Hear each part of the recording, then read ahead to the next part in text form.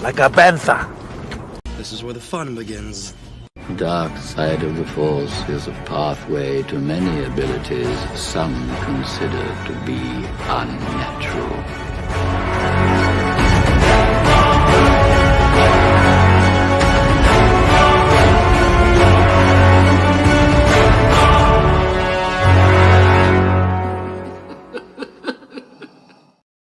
What's going on, everyone? Welcome back to another episode of the Sithcast podcast, a Star Wars podcast where we pretty much talk anything and everything Star Wars. I'm one of your hosts, PJ the Paradox Nerd, alongside my co-host, Sean Solo, and the Sith Queen herself, Nilda.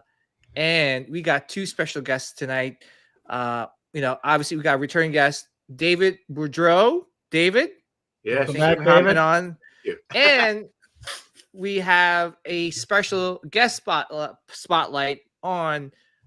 You may know some of his work, including the animated holiday special Boba Fett, which we all love, and grew up with. And we got John Celestri in the house. John, welcome, John. Good evening. Hi, John. Good evening. Hi, John. Thanks for inviting me. Thank you for taking the time out of your busy day to hop on our show, man. And it's an honor to have you on and talk, some of the great things that you have worked on.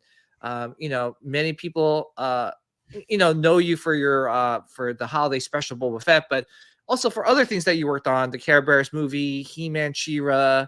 There's so many I could list. I think the most recent anime things that you worked on was probably X-Men Evolution, and I think was it I forgot the name of it, Muhammad the Last Prophet. Yeah. So that's a long time ago, far away.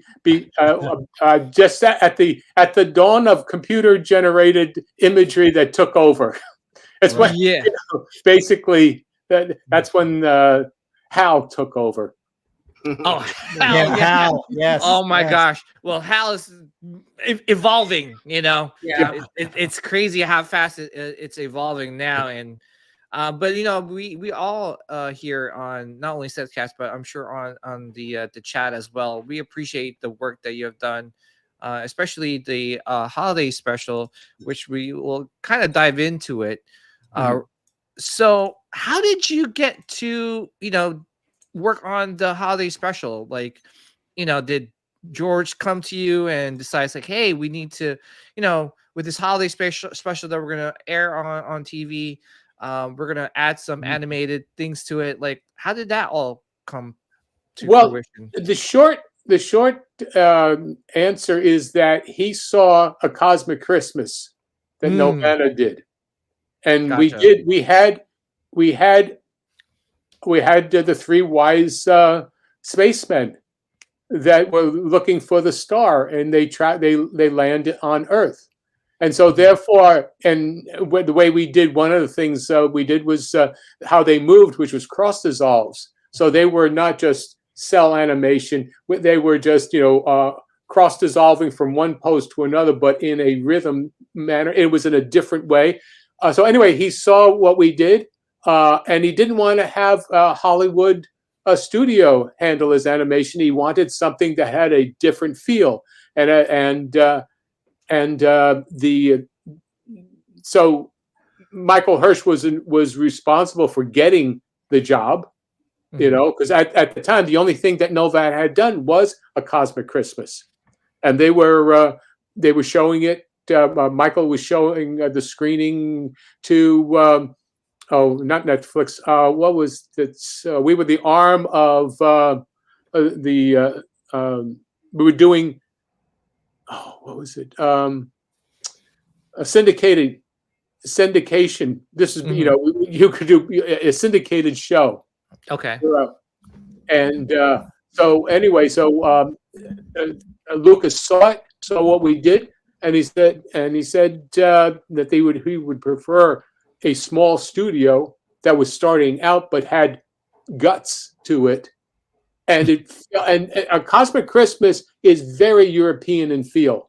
Wouldn't you say so, David? Yeah, I'd say so. Yeah, most of the artwork, most of the stuff that you guys were doing back then, was not non-Disney. Put it that way. Yeah, it was very, very much so. So that what he saw was a different feeling, and he didn't want to have Hollywood in it. Now, I'm only speaking for, how I understood the circumstances to be. But he, the next thing was, how did we get? That's how we got the job. The instructions were, make it look like a Mobius comic in heavy metal. Oh wow!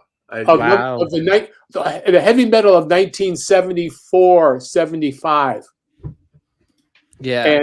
And that was the thing. Now, if you look at that has got all of the kinds of textures and colors you'd find in a Mobius drawing. I never comic. realized that. That's too true. I love all the pastel colors. Yeah, that's a very different feeling to it. Yeah. Well, So- for me, like when I saw this for the first time, I was like, what is, and you're right. It has like that heavy metal like feel to it. And, these are things, when I was growing up, like, these are the animated cartoons like I was exposed to as a kid. Mhm. But this just kind of like elevated Boba Fett even more, and, to the point where even like now, like with the Mandalorian, a lot of their inspiration has come from your animated, drawings of Boba Fett, including the infamous Amban rifle.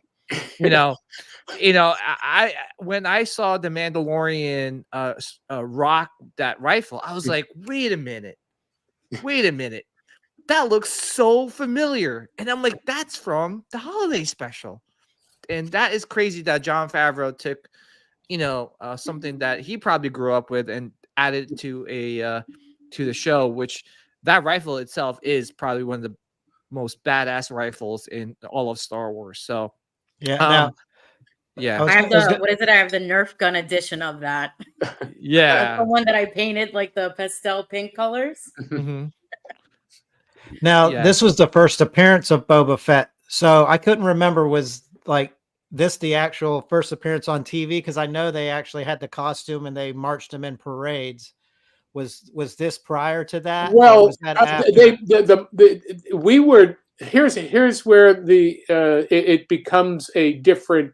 If you're going to say the first appearance of Boba Fett, this is the character Boba Fett. Mhm. What you had was somebody marching in a costume, was cosplaying. Yeah, right. It was before it was Boba Fett, Basically right? cosplaying Boba Fett, because there was no performance. This is the first performance and the I first got you. character Mhm. Okay. appearance. In And- fact, I'm gonna just stop me. No, let it go. No, Let it keep- go. Let it go. There is more screen time animation wise than the live action version Yeah. of Boba Fett in Empire and Jedi.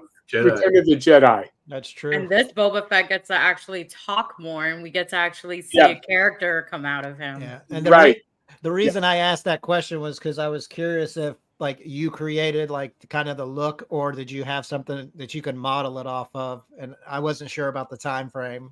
Well, the time frame is that we had model sheets. Okay, what the two things that we received visually was the white, the videotape of the super stormtrooper in white. Yeah. The Yeah. prototype. That's all we had, was Yeah. that as just to see what the costume was. But he was all in white at that time. There were no Yeah. colors. I remember. Right. Okay. So, and then also whatever schematics they had to create the helmet and what have you.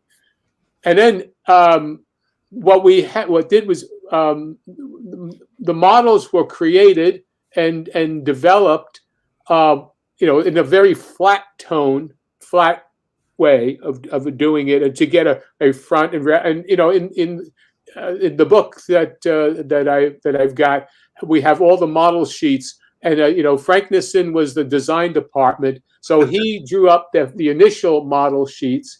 Then each animator was cast to take the character, and I grabbed Boba Fett, and in drawing the character and driving and molding the character and turning it around, then you started to change what the initial schematic of Boba Fett was, because it was very flat. And you'll see it's very much of a comic booky thing versus it being an animation feel character. So that's where I came in and took everything and molded those basic elements into what you've got, Right. into the cartoon. Yeah, because they literally gave you a blank slate to work on, because the uniform was all white, and Yeah. you're just like, Yeah. okay, well, Right. I want to put my spin on it. Right. Yeah. And the colors were all meant to be, we did color scheming. Look at all this stuff, and you can and remember, and this is a big thing, a big bugaboo of mine, and a problem is that today's sense of color doesn't take into account tonality. If you look at the tones of, so let's just take the Star Wars Holiday Special, those tones, the characters were lighter toned against backgrounds that were darker toned, and so that you could read it. Remember, probably a vast majority of the working TV sets in North America in 1970s was still black and white. Yeah.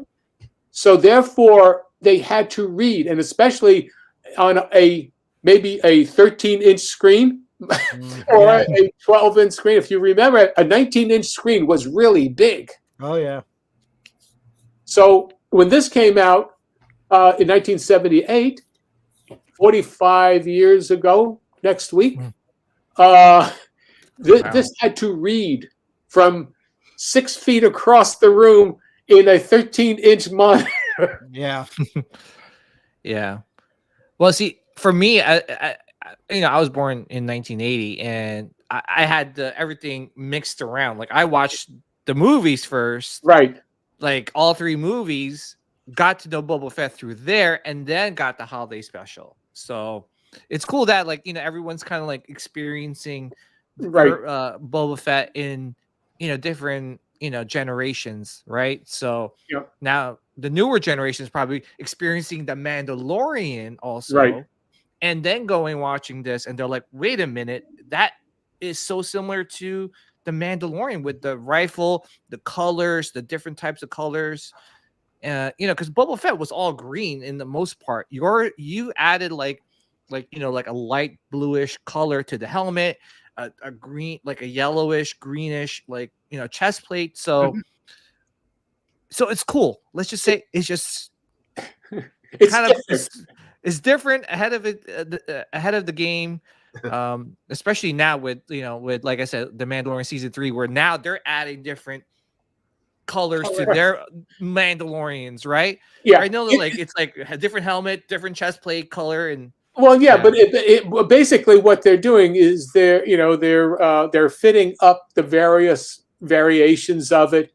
It's kind of like what is it? I like Sam Adams beer, Sam Adams Lager, Boston Lager, which is the original. But they play around with all the different types of beer. It's springtime, it's wintertime, it's summertime, it's what have you. This is Sam Adams Boston Lager, the original. There you go. Exactly. This is okay. Let's put it this way. This is more like the original yeast that you make sourdough bread out of. There you go. That is absolutely true. And Hey, John, I was curious, when you got the job, were you already a big Star Wars fan since the movie just came out? And well, yeah, I was. I saw it in '75 in Hollywood, because I was working at the Patty Freeling at the time, and I just come back from working at Nelvana, I left there to go to work at the Patty Freeling and working on Mr. Magoo's and whatnot, and I saw it on maybe like 2 weeks after it was first came out, and I was on this in the second, the only seats, the rows that were available for me and my pals were the first 2 rows. So we're staring up at a huge screen, a 30 by 40 foot screen, and I'm seeing, the sheet, ship, everything coming over my head. That's awesome. Wow. That's awesome. But yes, I mean, I was a Star Wars fan, but remember, there were a lot of good movies. I immediately said, okay, this is Flash Gordon Conquers the Universe. Yeah.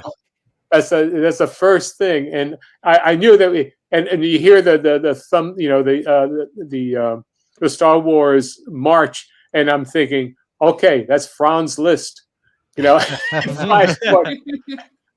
Yeah, because Flash Gordon was one of George's biggest inspirations too. Yeah. Yeah. Yeah. Well, we're in the same time frame in terms of age, So that's when we're discovering. He's a little older than I am. When we discovered through TV, all of this material that had been sloughed aside, and so therefore in the 60s, in the late early 60s, late 50s, we got all of this material coming up, and being used on TV, and that's where we're getting our influences. Yeah. Yeah. I was going to ask you, John, this is where the Mythosaur, right? This is the Mythosaur himself, right? Where he first premiered. Well, no, that one is that's not Boba Fett's Mythosaur logo, right? It's this is just it's a dino. We didn't know, there was no name for these things. For example, okay, the rifle was really a tuning fork. If you read the script, the original script, he's told the stage instructions are, Boba Fett pulls out a tuning fork and whacks the sound and sends the beast away. Yeah. And so I refer to that as the tuning fork rifle. That's funny. Yeah. That's Yeah. So what it is. Yeah. Yeah, because there was a lot of misconception that the dinosaur that he's riding was the Mythosaur, because Mythosaur, soar, and dinosaur. Yeah, whatever. I mean, that's his. There is no name. It was just the first sea beast and the second sea beast. That's all we referred to it. Oh, gotcha. That's all. That's how we call. And again, all of that material is like we are now at the point where we've got 40 some odd years of material that has been developed over what was basically the Star Wars, the trilogy, and the holiday special. But especially for Boba Fett, this is what you have to begin with. And so all that material that you see today has been heaped upon it. But back then, it was very simple. Yeah. Well, love the droids too. That how you drew those droids as well. It was everything about the animated part of the holiday special was so unique, and and it, as fans of Star Wars, it's one of those things when we do collect, we look something like we see something holiday special, it's like, oh my gosh, I need to get that. For example, there was I'm not sure if you're familiar with Hot Toys, but they came up with this holiday special,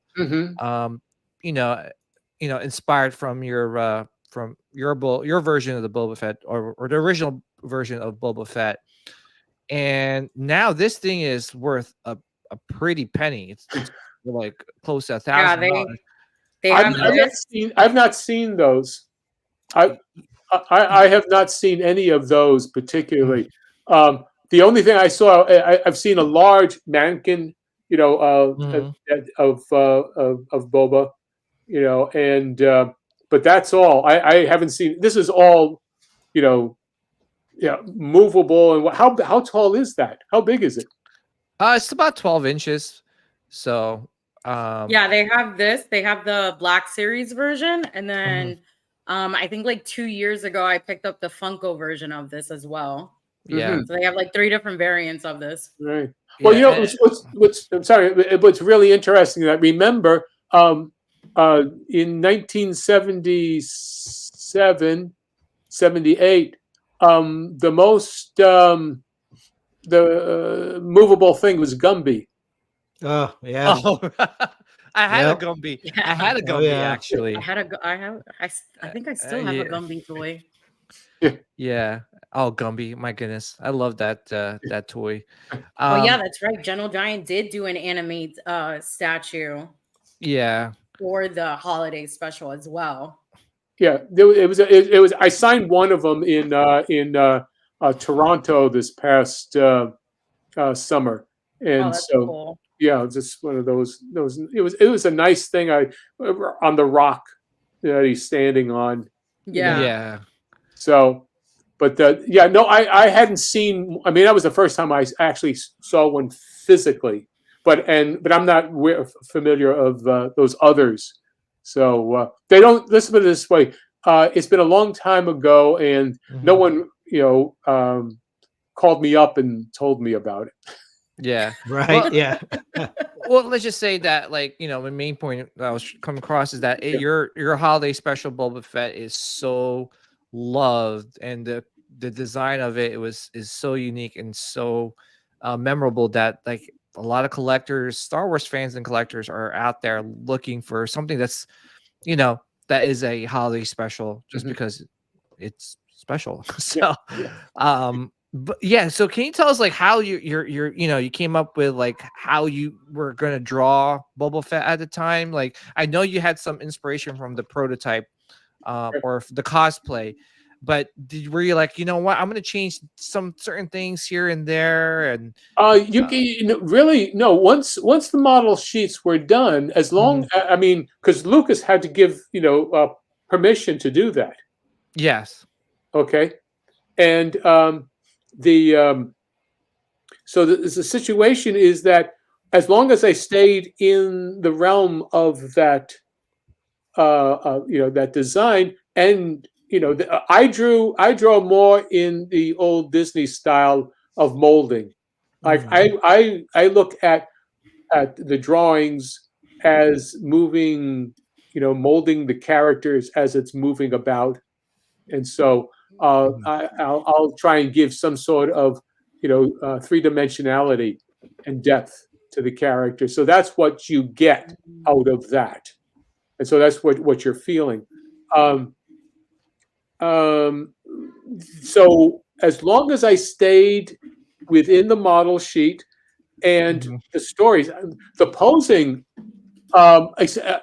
we would get layouts, but it was just basically where the position is and what the character is going to do.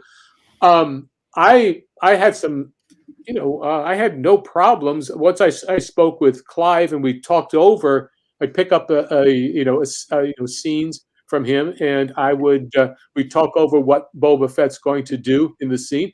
And Mhm. it's like acting. We were all cast in different Mhm. in different roles because of our various talents. And we had just finished doing A Devil and Annual Mouse, and Mhm. so we had two. They had the studio had two um, TV specials under their belt when we Mhm. did this. I had already done two feature films and worked in California on TV shows, and then also their two half-hour specials. So I came in with a much more sophisticated and developed work experience of how to handle things. And so what I did was I approached Boba Fett. He was a bounty hunter, and this is the Wild West, really. Yeah. Mhm. And there was no Bible, so to speak, on anything. So I approached him from the point of view of him being sort of a cross between, a gunslinger, a bounty hunter, but also a cross between, say, Clint Eastwood in the spaghetti westerns as a man with no name, or as Jack Palance in Shane. Mhm. The gunfighter.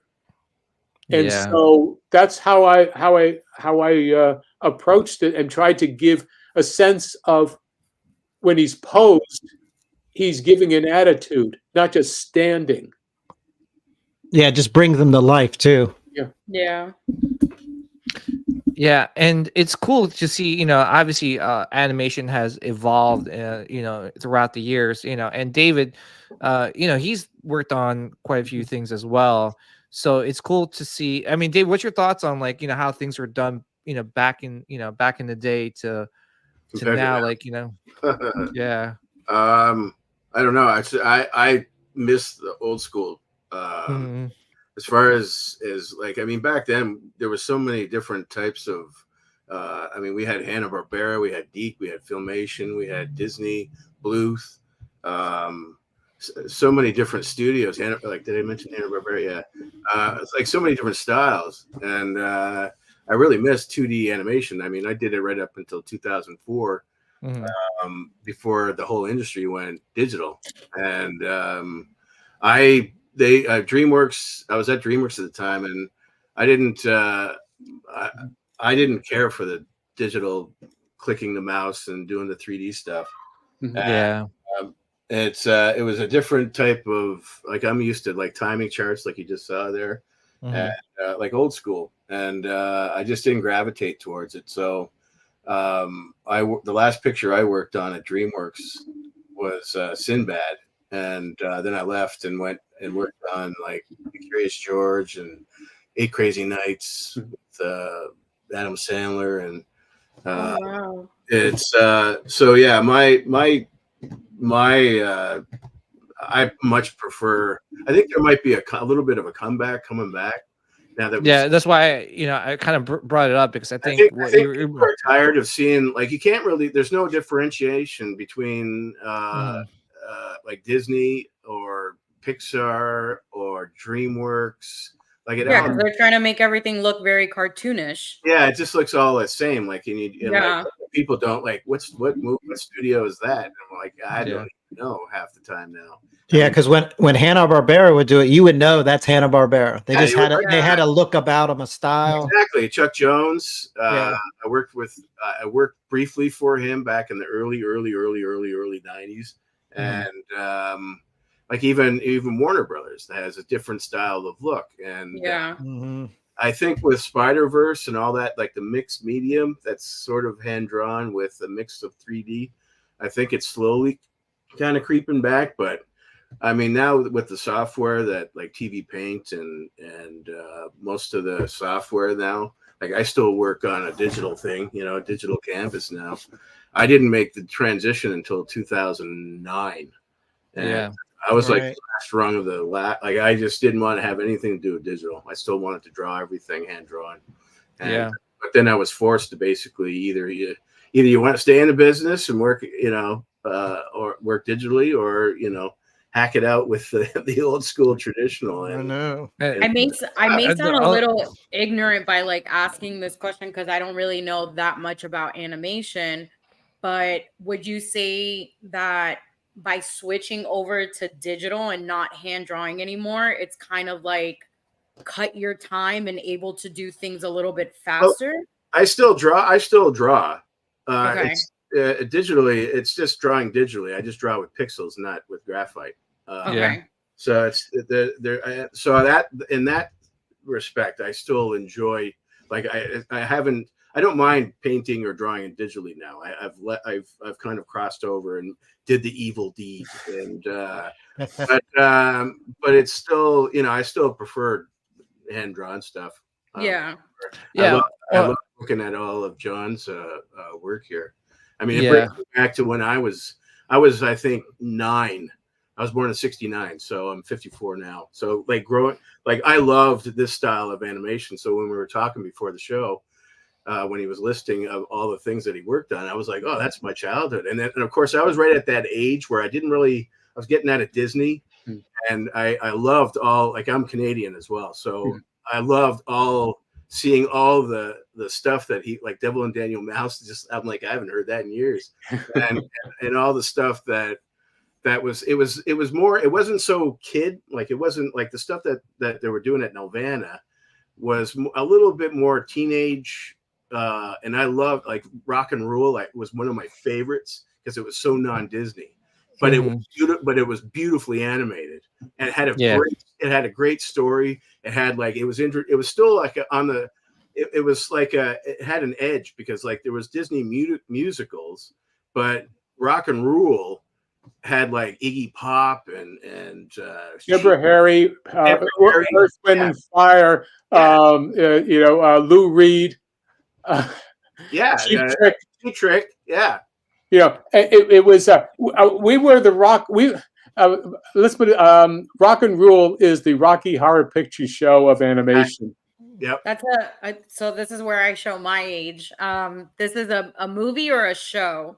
It's a movie. It's a cartoon. Okay. Yeah. No, because I'm trying to look for it so I can watch it tonight because I'm looking at some of the animation and it looks really good. But I found it on you might find it on YouTube. Yeah. Yeah. On YouTube. From 1983. Yep. Yeah, 1983. Yep.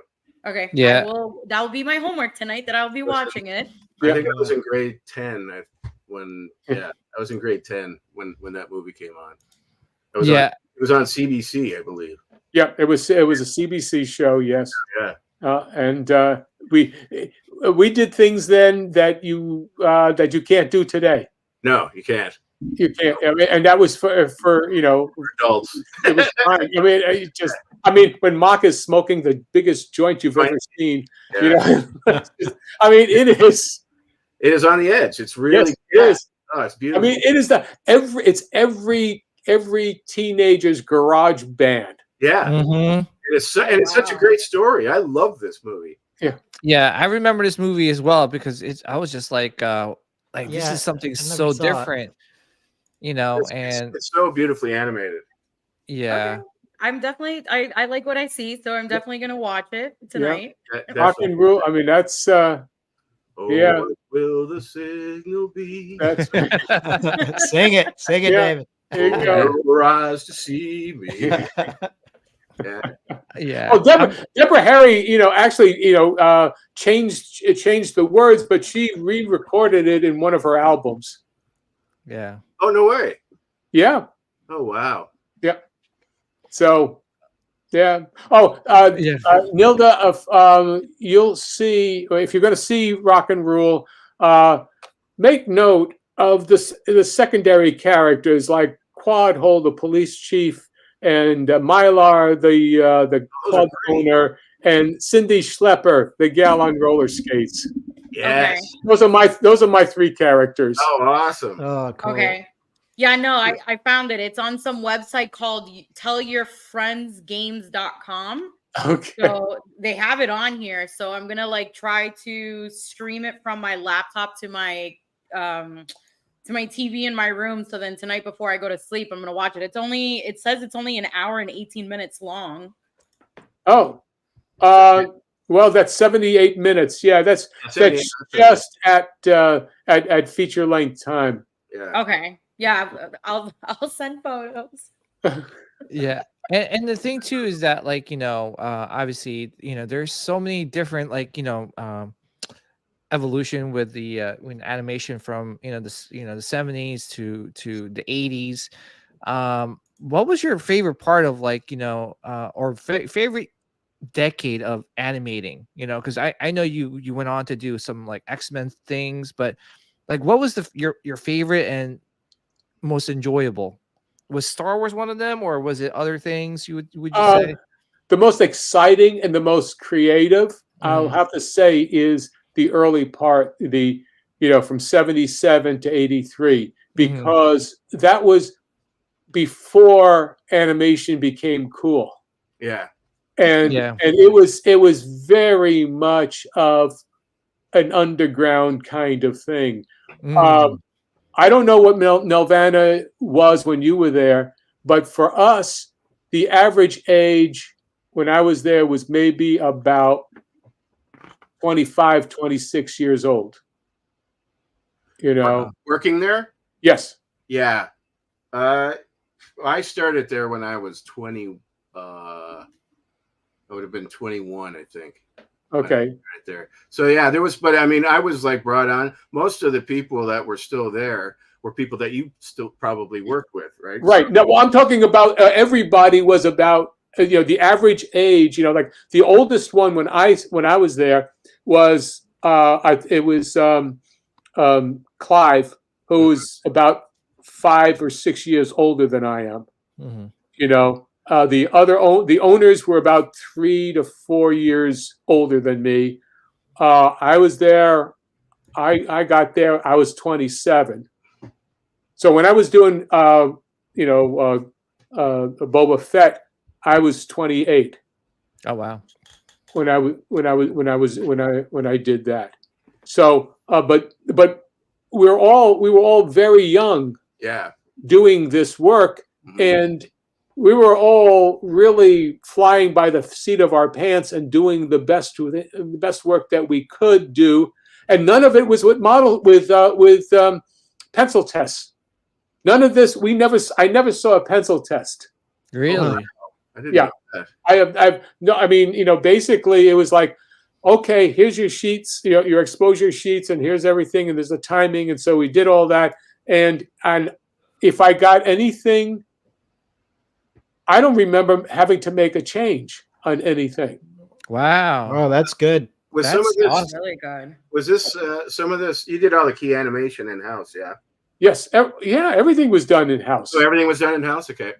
Yeah, and nothing was done overseas. There was no overseas. Right on. We didn't have the budget for that. Sure. I mean, I think the production.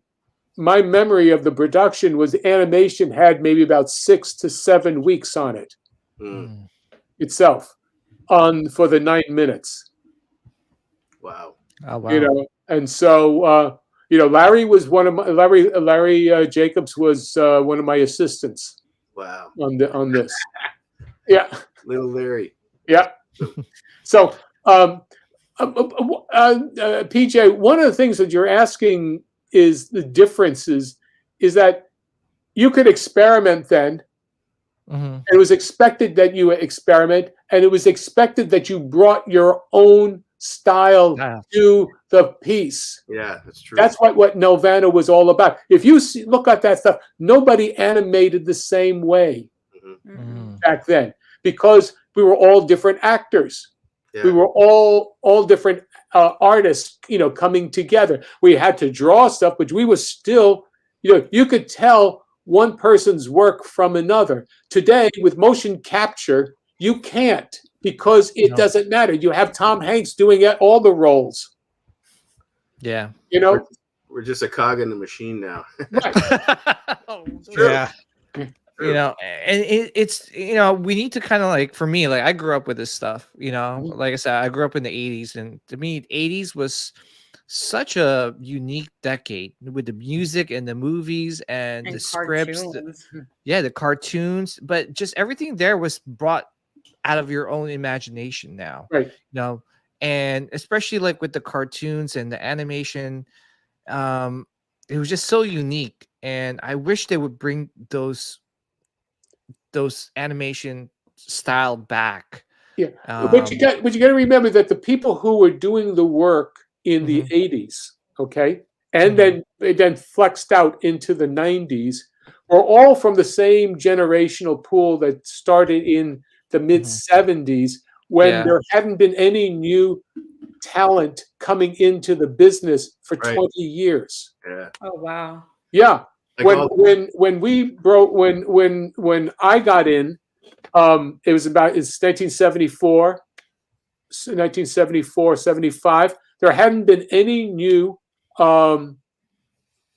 animators coming in since the mid 50s. So basically, all the animators that I got to experience, like watching PBS as a child, was basically people from like the 70s that were transitioning Yeah. into like the 80s and Yeah. 90s. Yeah. Yeah. Okay. Yep. So And then so now that's now what it a makes lot. sense Yeah, now. that's what you see. Yeah, that's what you like, Okay. because a lot of people like I learned from Popeye animators at New York Tech.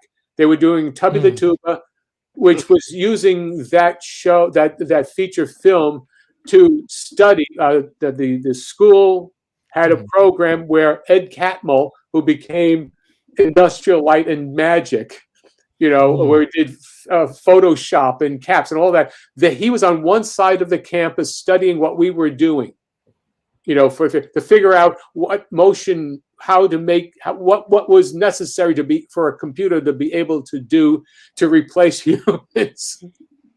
So I learned under the old animation system of Terry Toons, Disney, and Fleischer. Wow. So I learned from the best Popeye animator, of all time. Johnny Gentilella learned how to. He was a wonderful artist, and so I learned from him. I learned from Marty Taras. All these people were Popeye, as I said, Popeye and Mighty Mouse people who knew how to plan out a scene, do the work, and get it out there. And so my generation learned from those guys. Okay. And so therefore, a lot of the people that you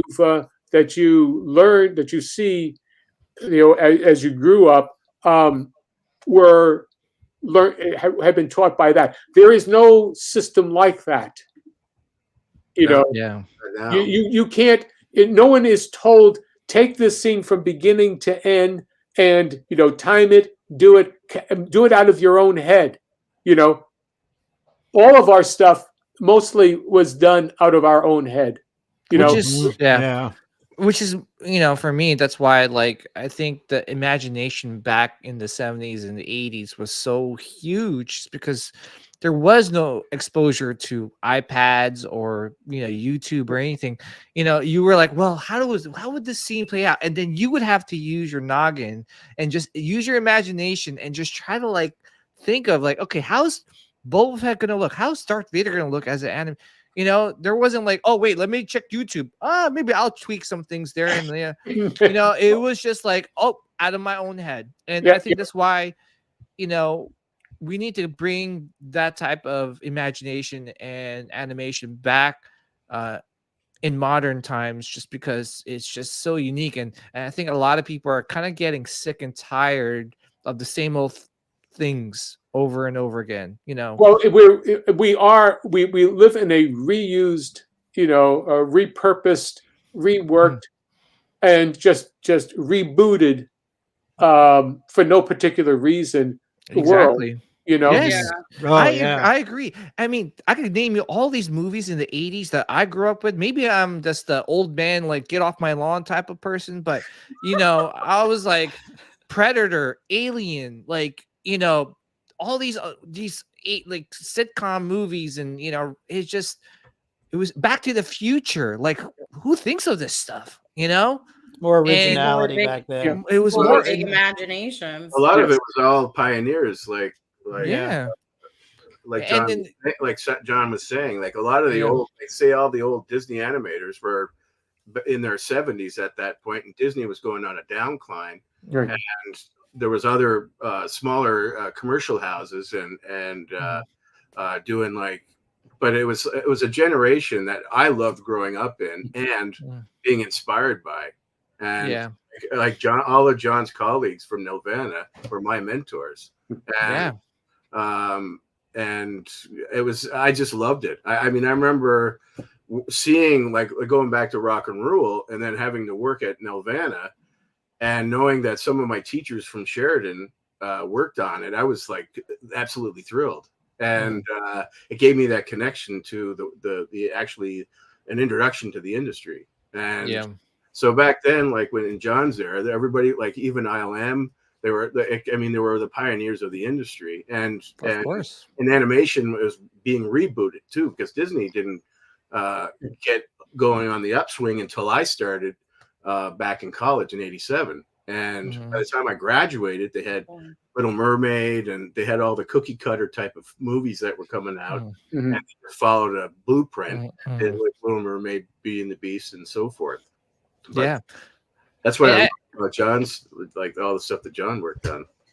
yeah, and I think that's why, like, nowadays, like you said, with the reboot era, it's just like, oh, how many Alien movies are we gonna like reboot? Or how many Predator movies are out there, or how many let's Terminator movies. Like for me, there's only 2 Terminator movies, and that's it. So, so real quick, moving on. I sorry, Sean, I know you probably pulled that question up, but I want to get to this question first because Moff asked this earlier. Did John do any work with Ralph McQuarrie? No. Okay.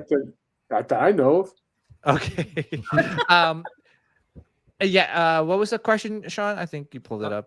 RMD. Oh, yeah. Animate the Droids cartoon series. No, also no. I was working at I had just finished working at or maybe the at Bluth's on Dragon's Lair and Space Ace. Okay. And then I was going on to working on the Dragon's Lair half-hour show, and working on Turbo Teen. Yeah. John, did you work on when you were working for Bluth? Did you work in LA or did you go to Ireland? Oh no, I didn't work. I didn't go to Ireland. No, I worked for Bluth in '83 and '84. Was that in Los Angeles? That's in Los Angeles. That was in Studio City. Oh, right. And, so I was, that didn't happen until I was at Filmation. I had left Bluth, and we went to and worked at Filmation. Oh, cool. For 3 years there, and so. And many of the people that you know that worked at Disney, well, not you, but I'm just saying people that worked there, they had gotten all their training at Filmation. Right. So many people who were at Disney, because they didn't have the ability to crank out work. So a lot of the people who were Disney people were really Filmation people. Who came in and said, "Oh, you mean to tell me I only have to do 10 feet a week versus 60? Oh, okay, I can do this." Wow. Well, I was gonna say thank you for working on Dragon's Lair. That was one of my favorite things back in the back then. And on top of that, when the game came out, the video game, I was on that. I was in the arcade playing that game over and over. I spent so much money on that. I know machine. so many people. I'm sorry. No, don't be sorry. You sound but so it was just sincere, John. No, but it's so cool though. Like it's like when I was playing that game in the arcade, I was like, wait, this is a game? This is not like a TV. Yeah. You were like kind of like swinging it, and you're like, wait, is this a cartoon that I'm actually playing? This is crazy. Yeah. It was like one of the first of its kind too. Yes, you remember that, right? Laser disc, a video arcade game. Yes. Yeah. Yeah, it was amazing. Yeah, it was definitely like it was so cool playing that game. All right, so moving on to your website. I'm sure people, collectors and Star Wars fans, want to have a piece of the Boba Fett holiday special sketch. I'm gonna put the link in the in the chat, guys. But this is obviously I bought like let me swing back here. Hopefully my internet is not acting up because it's been kind of slow recently. But there's like, I bought this one. I saw Nilda, she posted this in the Sitcast group, and I'm like, whoa, I need this. So I got this. I'm probably gonna get the sketch of Boba Fett. So Yeah, here's some the sketches are really cool. I love the book. I literally Yeah. went through it Mhm. like 4 times. Yeah, and these sketches are very reasonably priced, guys. Like, Yeah. Those are prints. oh, those are prints. Okay. Those are This sketch, prints. Those are prints. Then you've also have sketches. There's yeah, this sketches and yeah, prints. okay, this is a sketch. That's a And, sketch. but honestly, $125 for this sketch is like so reasonable. Yeah, This one I need to have in my that's a collection. piece of history right there. Yes, Sean, that's absolutely Yeah. true. Yeah. Yeah, well, So I mean, if we, this is almost like home shopping network now. mhm, Remember, there's no one else drew Boba Fett in the holiday special, so no one can draw him and say they worked on that show doing him. Right. So Yeah. if you want a piece of a drawing from, it's not just the original person, but it's the only person to do it, yeah, and you got it. Yeah. yeah, I really in like such that. a yeah. So, and these are I put the link to his website, guys, in the chat. Oh my god, this one is, oh, look at this one. Oh my goodness. I told myself I was gonna save some money for the kids, Christmas gifts, but you know what? Daddy's got to get his own Christmas Yeah. gift. These This are is all on animation paper. I use Ingram bond paper. It's punched. It's 8.5 by 11. Actually 8.5 by 11 is what the old Fleischer and Warner Brothers cartoons were originally done on. Mhm. You Yeah. know, they weren't the very large 16 field, which is like 16 by 12 or 13, Mhm. that sort of thing. But these are all about how I would do a rough animation sketch. Mhm. Do you Mm. do commission work, John? No, I don't, and the reason I don't is because I've got arthritis on my fingers, and Oh, I've okay. used my hands to draw this work, and then also my comic book material. Yeah, which we're gonna dive Yeah, into that no, really but that's quick. the reason I don't do any kind of commission work. Yeah, this is amazing. Oh, I gotta have this. Mhm. I'm like, everyone knows I'm a big, huge Boba Fett fan. Yeah. And well, Vader #1, Boba #2, and I know Boba Fett for me is like number 3 because it'd be Ahsoka, Vader. Dude, I have my whole collection is Ahsoka, Vader, and then Boba Fett. Nah, I'm just kidding. No, but this is I gotta have a big Boba Fett collection, PJ. yeah, no, but like honestly though, Sean is right. To own a piece of Star Wars history in your Yeah, that's collection, what it is. It's Yeah. just, oh, I didn't see this one raw sketch. Oh, see the dragons. So, yeah, going back to the comic book, which is a great segue. Can you tell us more about the comic book that you're working on? This is some of the sketches from that. Yeah. comic? The basically, everything that I know, I put into my comic book, my comic series, which is about an angel who becomes the pawn in the chess match between the gods of light and darkness. Okay, and we start off with a traditional and actual how an angel would look back then, which is a very fierce kind of creature, but it's the youngest angel, and is plucked out of the choir and is chosen between Satan and the Creatus, or his name Shadow, and it said, okay, we're now going to use this as a pawn, and just flings it out into the darkness. And in doing so, a promise is broken to angels that if you obey me, if you play by the rules, no harm will come to you. You'll never be in danger. But what happens is it gets flung out. So therefore, the promise is broken. The universe is is shredded, is ripped apart momentarily, and then snapped back together, and it's no longer what it was before. What is morality now? What is truth? What is good? What is evil? And Michael, the angel, has to figure out what his own purpose and sense of morality is.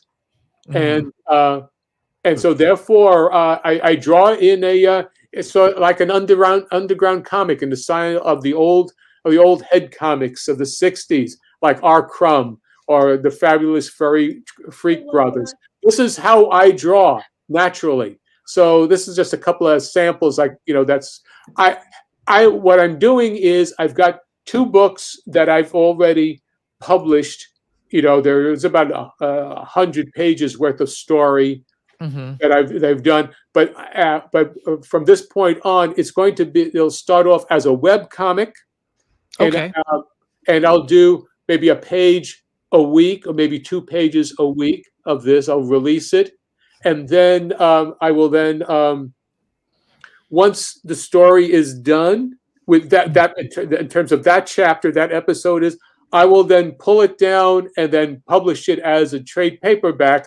But what's happened is in the web comic, you've got the bands across the naughty bits.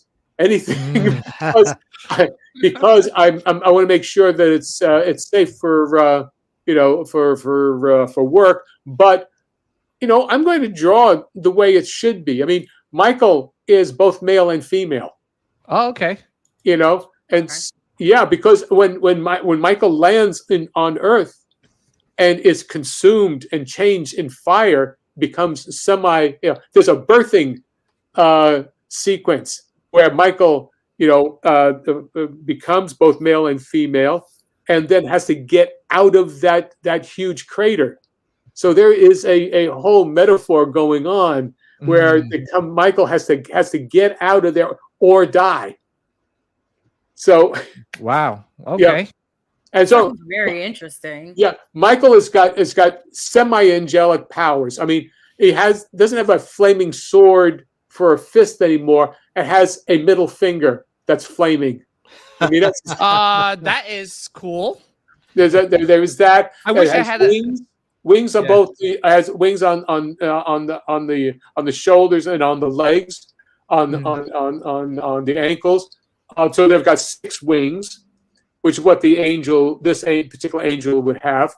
And then, but Michael can fly, but it takes a great deal of effort. When Michael is after consuming, energy for a flaming fist or for a finger or flying, Michael has to eat continually because it's consuming calories. It's all there. And so that's how Michael has to, there's always this hunger that goes on. And then Michael winds up seeing the various different societies that are protected by a huge wall against all the demons that are around it. And so there is meeting with Michael winds up being the guardian angel of a neighborhood in Brooklyn that is there's a 1717 club, which is where the gangsters, semi-demons, hang out, and Michael becomes a guardian angel to them, and as well as to a family that has a religious gift shop across the street, where all religions are sold. The various priest vestments and sacrificial daggers and voodoo dolls and what have you. It's, that's based on my parents' religious gift shop in Brooklyn when I was growing up. Oh, really? Yeah, Wow. they had a Catholic shop, and so we sold chalice, ciboriums, necklaces, priest vestments. And across the street from us was the 1717 club, where the mobsters in Bensonhurst would bring their girlfriends on Friday night, and then on Saturdays they bring their wives in. Oh, Yeah. geez. So anyway, this is the neighborhood this is the video, and so therefore Michael is a pawn in this world of dealing with each other, and it's not just about saving the world, it's about saving yourself and your sense of purpose. So Wow. that's what this comic book is all about, and this is what I bring to the table, my experience in animation and storytelling from that period of time. Yeah, This is not Care Bears. This is not. Yeah, definitely. Yeah. So but this is to me, drawing is comic books are a way that an individual artist with a vision can do work. Mm-hmm. Yes. So anyway, I'm sorry. And this is- It's the long-winded explanation for this. But again, the book is. I do. The trade paperbacks are $10. That's not bad. 10 This bucks. is what we were- It's let me just. I do a digest size for those of you who like anime. It's black and white.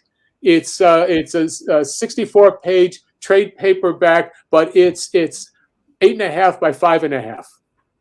Yeah, and where can people buy it through your website, Yes. or Yeah. they can Buy go to their it local? in my website. Okay.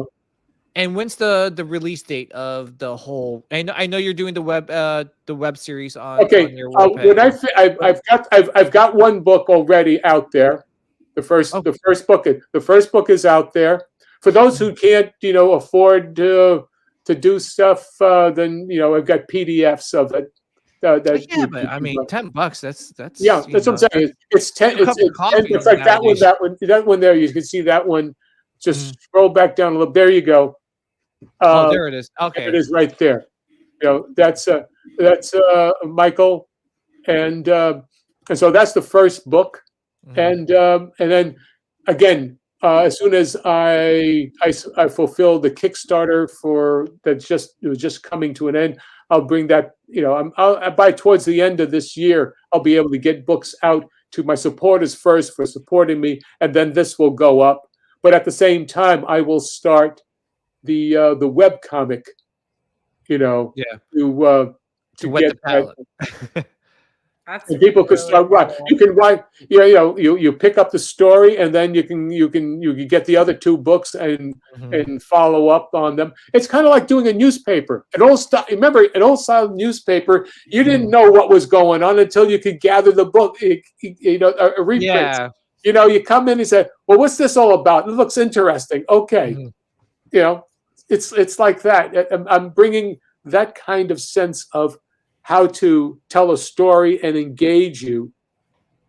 Yeah, and the fact that you're writing this story and it's very unique by the sound of it, and doing the I guess the animation part of it is really unique. Because usually with comic books, from my understanding, is usually there's someone that writes the story and then someone else that draws it too, right? I'm assuming. Well, yeah, that's the particular way of you're cranking it out. But as a newspaper, newspaper strips, they were usually the brainchild of one person. Like my referencing has always been my favorites were Chester Gould, Dick Tracy. The old school Dick Tracy of the 40s. The 40s and 50s. Then there's also Will Eisner, the Spirit. Gotcha. Okay. But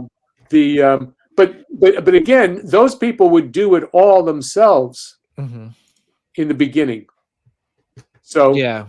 Oh, they would. Yeah, that's and and that's the thing too. Is like those are things that it's unique in itself, and the fact that the story is coming from your mind, which is really something that like I said before, like we don't get anything unique nowadays. Everything's just a redux of a previous story or movie, and looking forward to this.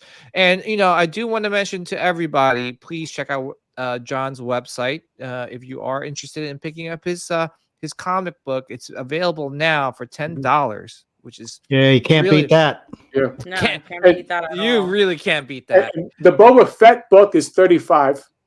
Yeah, Yeah, you can't beat that either. you can't beat that either. Which As I soon bought as- one. As soon as I saw it on the Facebook group page, I was like, wait a second. I went and bought it. I remember I messaged John and I was like, I need your website right now. Yeah, Well, no, just to remember, this is the package that I have that I received. Basically, it's the model sheets and the script. Yeah. So those are the two. Those are the elements that I received. When I to work with. Then I've also included the some of my drawings from animation. Mhm. So you can see how all of this got worked together. But I look at this as a historical, more of a documentary. It's something that you could see in all of the elements and say, okay, you can if you watch the holiday special, you can go along with the script and actually read it and then see what was changed, what was left, and what was combined. yeah, How the characters looked in the original form. Right. yeah. Well, Joel Hazy just ordered a couple of Fett prints. Oh, okay. Thank you. Again, amazing work, John. I will, once we're done here, I'm probably gonna pick up a sketch from you. Okay. Yeah, because the sketches are 101, so we'll be racing to get to I one. know. I'm like, okay, yeah. Unless Joel bought them all up. No, Joel, dude, this is what I want so bad. Yeah, that one's good. I need this in my, this will go so well with like my Boba Fett collection. And Joel's like, now the book. and now the book. So you just bought the No, book. like I said to you guys before we got on the live, like the book arrived. My boyfriend texted me and was like, "Hey, your book is here," and I was like, "Don't open it." And like I hauled ass home and I opened it up. And I literally was like ignoring him for over 35 minutes. I sat on the couch and was like looking at each sheet little by little. And then I put the holiday special on the TV. And like how John said, I was literally going back and forth between the book and the holiday special. And like the one thing I said to you before we got on was I love I love that version of Leia so much that I actually took a picture of it and sent it to my tattoo artist. And I was like, dude, like I want to get this Leia tattooed on me. Actually, like, that's a great idea. Yeah. I might steal that idea and have like this tattooed on my arm or something, because it's a beautiful sketch. And this is the one that I sent. This is like the pictures that I sent that I wanted of this Leia. Yeah. And John, you signed all the books that Yes. is Yeah, all the books are signed. Awesome. Yeah. And even obviously the sketches as well. The sketches are all signed. Yeah. Is there a limited and the prints are all signed. Yeah, if you were coming if I was at a convention, like say I was at I'll be in Georgia next year. The Rogue One, the Rogue Fund in Atlanta. Oh, okay. Yeah, but I think it's already sold out.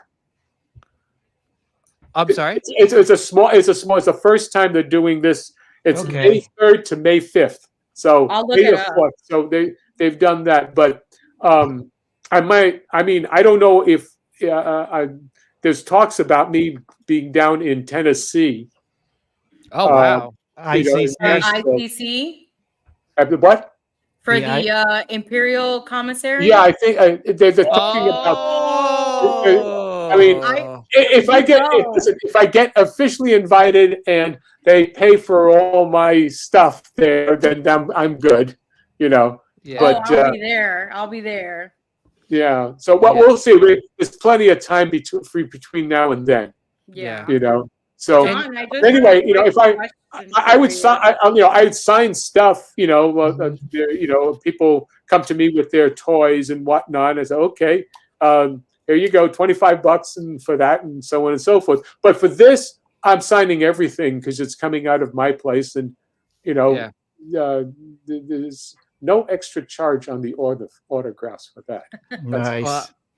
Is there a limited amount of the certain sketches or? No, I will draw each one individually. Mm, Oh wow. Yeah, I will do each one will be individually drawn. okay. Yeah, I wasn't sure if like you drew a certain amount and you only have a certain amount of copies, and once it's sold out, it's sold out. But okay. No, you know. that's no, that's I mean, that's as close as I'll get to doing a commission. Okay. Right. John, I Yeah. had a quick question for you. Yeah. So while I was looking at the animation of the Yeah. drawings, so I noticed that Luke and Leia, even though I know they're brother and sister, but they had similarities to their look, and I love, what made you make them look the same and kind of have Han Solo look more like, he barely has any eyes. He's he looks That was a more design. older. That was something that was decided to do. I mean, they are. Robin Budd had something to do with that because he animated the Han Solo in Okay. the holiday special, David. So Yeah. yeah, it was Robin who did that, and that was his sense of style. Sure. Yeah, I can see that. Yeah. Now this is it's amazing. And quick question on top of Boba Fett's helmet. Yeah. That from the animated show, it looks like a little eye, but it's not, right? It's just a No, dent? it's just a plate. Oh, a plate. Oh, okay, gotcha. That's we were just winging it. Yeah. No, it looks amazing though. I mean, yeah, but yeah, guys. Yeah, honestly, I put the link to John's website in the in the comments below. So if you guys are looking to pick up any of these sketches or prints or even his book, please check it out. I'll also put David also, he's an animator himself, so he has his own website. And I don't sell anything though. Yes, you okay. do.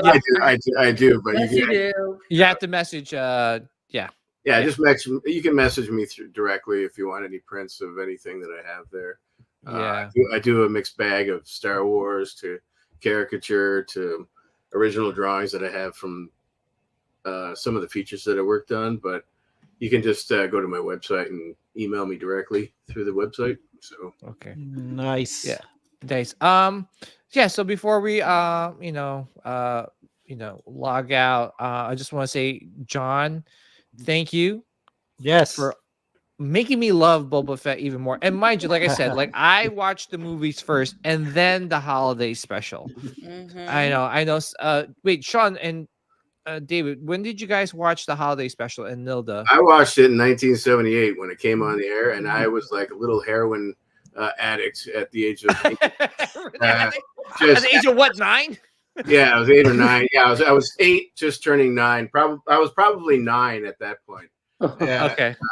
I just remember,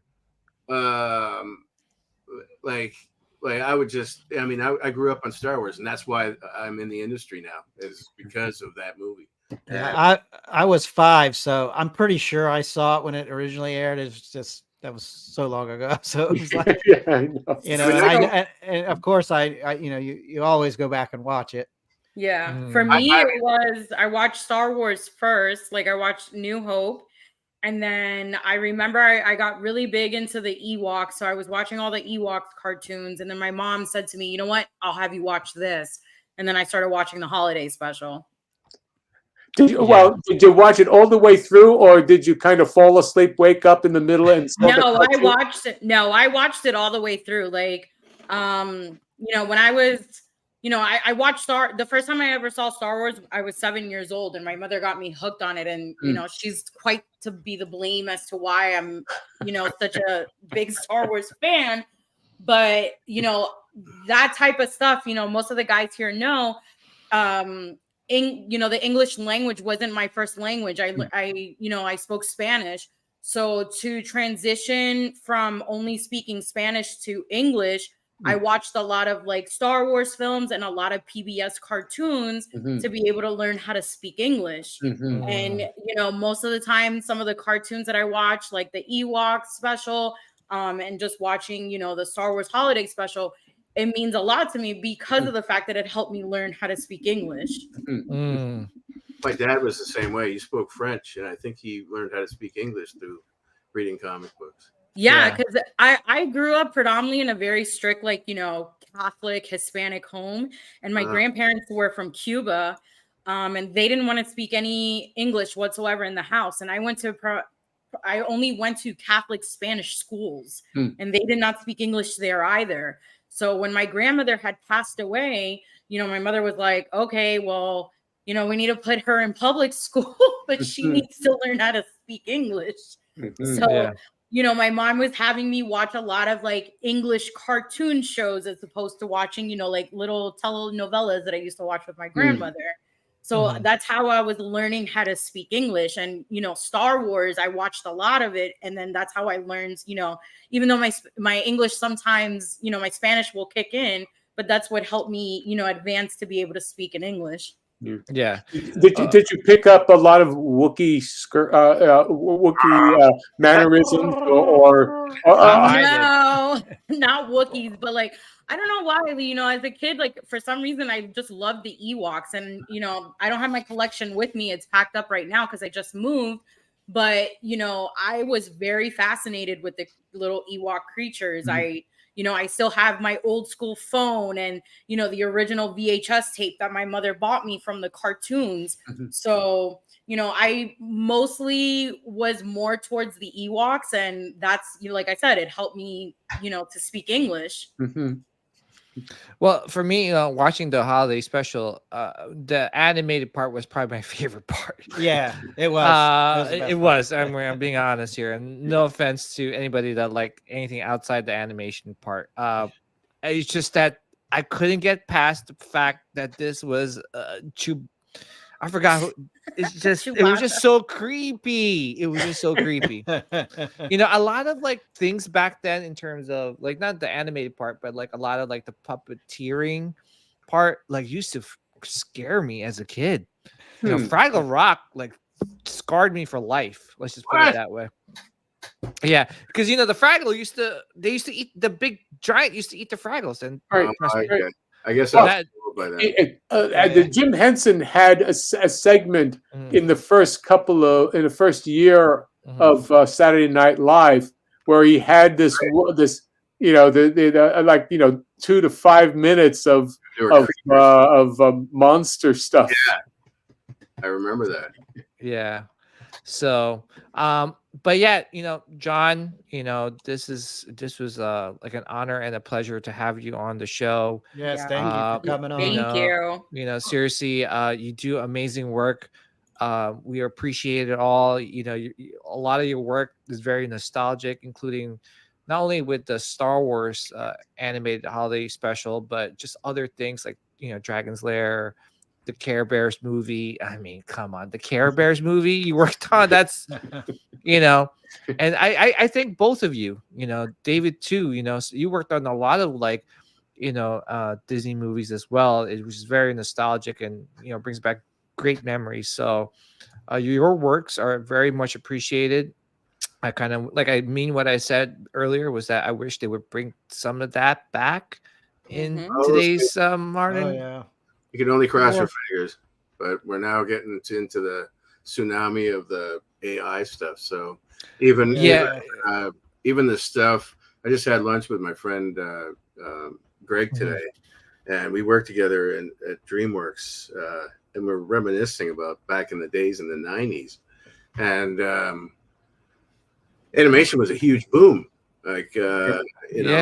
It was Warner Brothers came up, and then DreamWorks, and basically at the kind of simultaneously, and it was just entering the internet, and it was amazing how you see just the transition between traditional animation, when I started in, and from John's as well, from that era, and then going into the digital age, it's kind of sad to see, because now I'm at an age where I'm old. I'm considered old, and now I would not like wanting to come into this industry at this point in time with the big AI coming in. So Yeah, and it's just so sad, because you know what, there's no heart and soul into some of these things that are coming out, and that's, to me, was so meaningful as a kid, because those are things like I like, that just it's just wholesome. It's so hard to explain. Mhm. Some of the anime stuff was so wholesome. it's nostalgic. It's very nostalgic. Yes, very nostalgic, but it really touched you, not just the animation part, but the stories that it was telling. And now, like, I mean, how many animated movies that came out recently that flopped? Yeah. Yeah. It's just And saturating the market now. Yeah. well, yeah, just like I said, Well, but I- I really appreciate both of you guys. Thank you. Thank you. Yeah, John, you're going to say something. I'm sorry. I was going to say that when Disney stopped just rotating it every 7 years, the re-release of what they had, Right. that's when the floodgates opened. And when when everybody's got gold, nothing is valuable. Mhm. And so, it devalued the specialness of things, Sure. Mhm. And so, I mean, when you were growing up, you didn't have access to the internet. You couldn't just flick on the switch and get stuff. You still had to find it. And it was only a period of time that, it was said, okay, between 8 and 9 o'clock, that's when this show's going to be on. We had to wait for it back. Yeah, Yeah. trust me. Yeah. And the 13-inch TV that you're talking about, I remember we used to like, And we're three like, channels. And you Yeah, got three and then- channels. three right. channels, and you're praying that your dad's not watching. Yeah. Charles Bronson again, for goodness sake. Death Wish. I'm like, Dad, come on, can we watch some cartoons? Like, get over this. Charles, he was so obsessed with Charles Bronson. Not to take too much of your time, he used to grow his like mustache like Charles Bronson and talk and walk like him. Oh, jeez. I'm like, dude, relax there. Hopefully, thank God he didn't buy a gun or So Oh, geez. yeah, but the good old days. But yeah, John, really appreciate it. Yeah, it's very nice to meet you, John. Very It's nice. nice meeting you, Yeah. David, and Sean, and PJ, and Nilda. Thank you for inviting me. And Yeah, of course. it's a society. Well, this is this gathering of people who like similar things. That's the only way you could do that nowadays. Mhm. Right. Through it's through the internet. Sure. Yeah. And there are a lot of people who, the only way you could anything that's going to be good is got to be done through word of mouth. Yeah. And people, don't. Let's say that you could treat something as art, commerce, but I think we've reached a point where it's either art or commerce, because the bean counters won't do that for you. They won't combine the two. No. Yeah. Right. Which is a shame. It's now content. Yeah. Yeah. But but thank you for all the work they've done. Thank you for making Boba Fett cooler than he was on the movie. And Oh yes, please. Yeah, that you wouldn't be like the toys. yeah. Yeah. So but thank you to John, David, Sean, Nilda, another one of the books. And thank you to everyone for tuning in and watching us. May the midichlorians be with you guys always and forever. Take care, All right, everyone. guys. Everybody. Good night. Bye. See ya. All right. Strike me down with all of your hatred, and your journey towards the dark side will be complete.